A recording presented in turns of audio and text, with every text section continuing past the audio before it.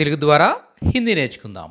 మనం ప్రతిరోజు పిల్లలతో గానీ, స్కూల్లో గానీ మాట్లాడే స్టడీకి సంబంధించిన కొన్ని సెంటెన్సెస్ హిందీలో ఎలా చెప్పాలో నేర్చుకోబోతుంటాం.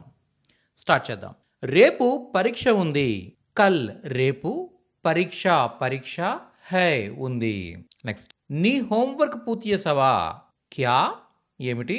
తుమ్నే నువ్వు, అప్నా నీ యొక్క, ఓకే, హోంవర్క్ పూరా కియా పూర్తి చేసావా?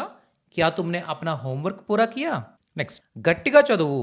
గట్టిగా జోర్సే అంటే గట్టిగా చదువు. పఢో అంటే చదువు. నెక్స్ట్ శుభ్రంగా రాయు. శుభ్రంగా సాఫ్ అంటే శుభ్రంగా. లిఖో అంటే వ్రాయు. శుభ్రంగా రాయు. సాఫ్ లిఖో. నెక్స్ట్ టీచర్ క్లాస్లో ఉన్నారు. శిక్షక్ అంటే టీచర్ అనమాట, జెంట్. అదే లేడీ టీచర్ అయితే శిక్షిక అంటాం. ఓకే, శిక్షక్. కక్ష అంటే క్లాసు. కక్షామే క్లాస్లో హై ఉన్నారు. నాకు అర్థం కాలేదు. ముఝే నాకు. సమజ్ నహి ఆయా అంటే అర్థం అయ్యింది అని అర్థం వస్తుంది.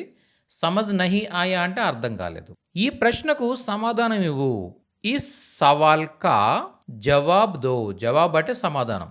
ఈ సవాల్ కా జవాబ్ దో. ఈ ప్రశ్నకు సమాధానం ఇవ్వు. సవాల్ అంటే ప్రశ్న, జవాబు అంటే సమాధానం అనమాట.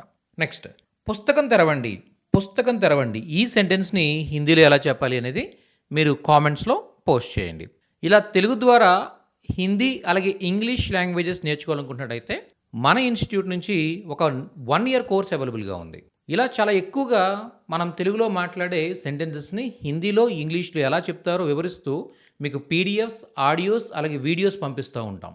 ఇవి చాలా చాలా ఉపయోగపడతాయి అన్నమాట మీరు హిందీ అండ్ ఇంగ్లీష్ లాంగ్వేజెస్ నేర్చుకోవడానికి. ఇది 1 yearకి కేవలం 99 రూపీస్ మాత్రమే. కేవలం 99 రూపాయలు సంవత్సరానికి.